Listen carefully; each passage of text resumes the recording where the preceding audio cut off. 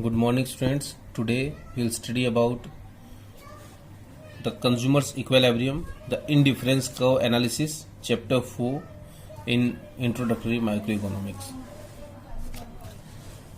We'll study the indifferent curve analysis. Indifferent curve IC. So IC analysis as different from utility analysis. Now what is the difference? In the previous chapter, we discussed consumer's equilibrium with the reference to utility analysis. The basic limitation of utility analysis is that it is based on the assumption of cardinal measurement of utility. In last chapter, what we have studied was called the utility analysis, and it was based on the cardinal measurement of utility. That is the number. It can be expressed in number 1, 2, 3 or XYZ, whatever that is. The indifference curve analysis discards this assumption. It means it denies this assumption. It says that it can only be ordinally measured.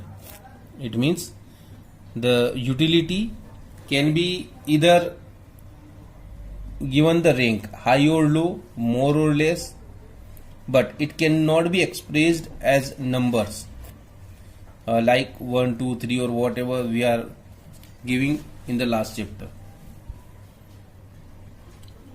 What are the assumptions of IC analysis? These are: the money income of consumer is given and does not change. First, the consumer's income is given to us and that does not change, that remains same. The consumer spends his income on such goods which can be substitute for each other, like apples and oranges.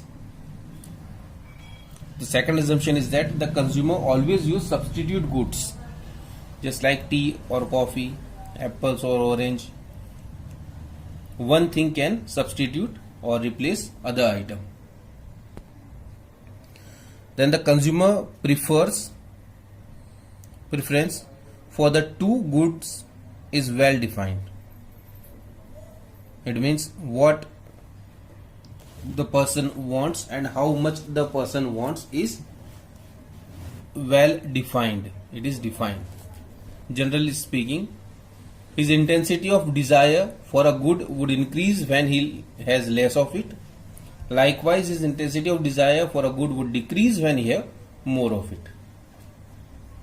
What it says is that if a person is getting less amount or less quantity, his desire would increase. If he get more quantity, the desire would decrease. Then fourth, more of a good always give more satisfaction to the consumer. It is called monotonic preference for a good. In many cases, the more consumption of a commodity gives more satisfaction. This is called the monotonic preference for a good. And then consumer is rational, he always maximizes his satisfaction. The consumer is not greedy. He is rational and he maximizes satisfaction in whatever he is having. So now we will talk about the indifference set and indifference curve.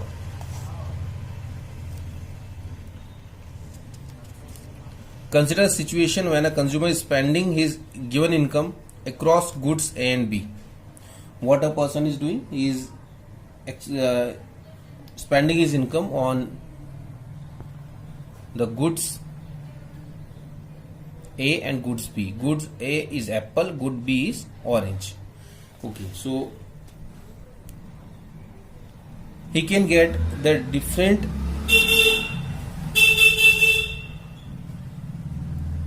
sets of the items, just like as combination A. What he can do, he can purchase 1 apple and 10 oranges. He can buy 2 apples and 7 oranges. He can buy 3 apples and 5 oranges. Or he can buy 4 apples and 4 oranges. He has 4 type of combinations what he can purchase.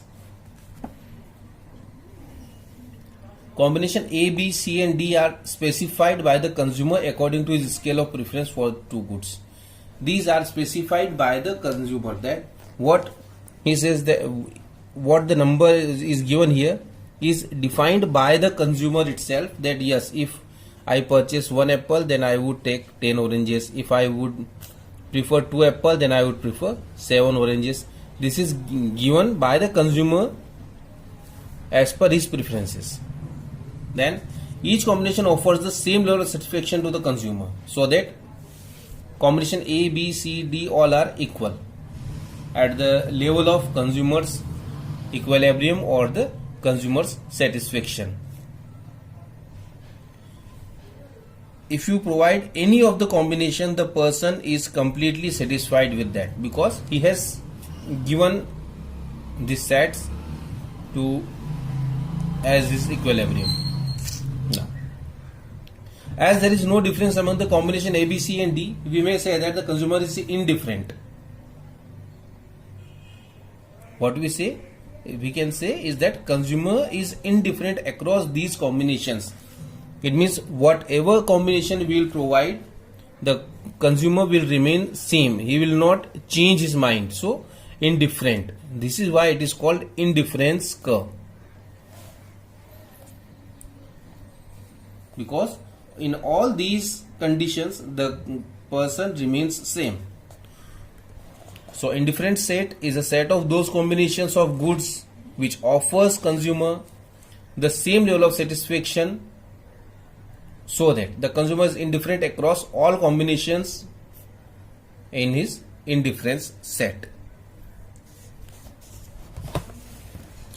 If we present it in a diagram, what we see, just like this is the y-axis, this is the x-axis. On y-axis we are taking oranges, on x-axis we are taking apples. When he eat or when he consume 1 unit of apple, he consumes 10 unit of orange. So this comes here. Then 2 units and 7 units, then 3 units and 5 units, and then 4 units and 4 units. This is the quantity given by the consumer itself.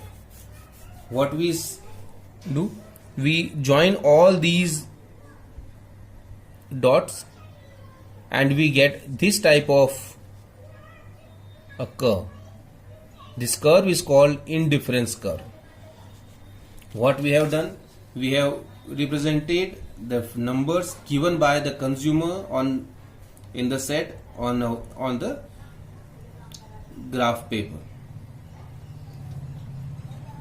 So in this indifference curve, this is called indifference curve because on all the points the consumer's satisfaction remains same. It does not change. And what we can say about this is that all these combinations are given by the consumer. Consumer has equal satisfaction on all these, and he spent his total income on all these combinations, and on each and every combination the person always remains in the point of equilibrium. So this is the indifference curve. Now we'll talk about the properties of indifference curve.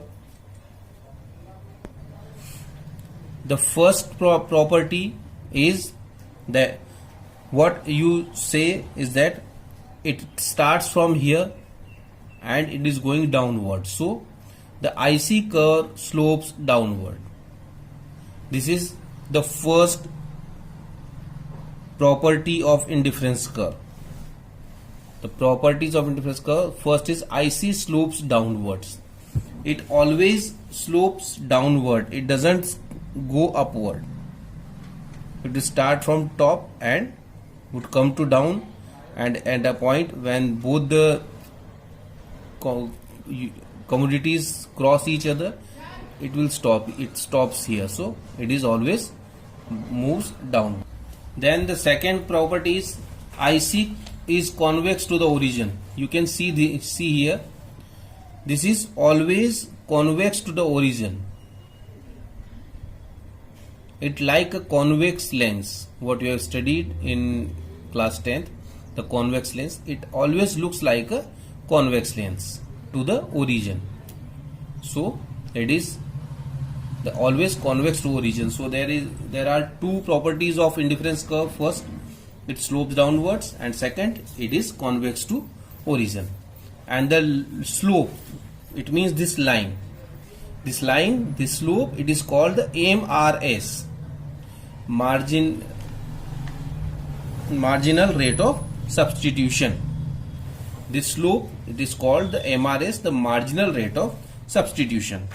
Now this MRS slopes down, it always declines. Why it declines? What is MRS? And some other issues we will discuss in the next video. Thank you.